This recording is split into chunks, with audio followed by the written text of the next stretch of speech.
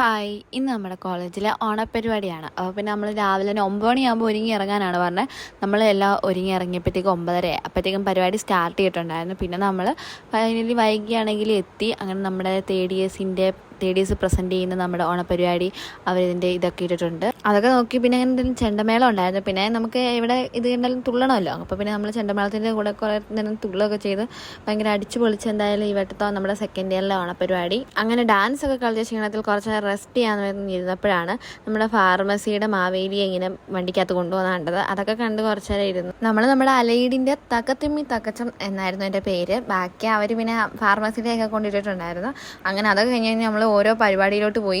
First ഇയേഴ്സിൻ്റെയും second ഇയേഴ്സിൻ്റെയും third ഇയേഴ്സിൻ്റെയും ഒക്കെ നമ്മൾ കസേരകളിയും സുതരിക്ക് പൊട്ടുകടലും balloon വീർപ്പിക്കലും അങ്ങനെ കുറേ ഐറ്റംസ് ഉണ്ടായിരുന്നു. അതൊക്കെ കണ്ടുകൊണ്ട് നമ്മൾ പിന്നെ ഒരു പരിപാടിക്കും പങ്കെടുത്തില്ല. നമ്മൾ പിന്നെ സൈഡിലിരുന്ന് ഇതെല്ലാം വായി നോക്കിക്കൊണ്ടിരിക്കുകയായിരുന്നു. ഉറിയടിയായിരുന്നു ഏറ്റവും ബെസ്റ്റ്. ഒരേറൊക്കെ കിട്ടേണ്ടതായിരുന്നു.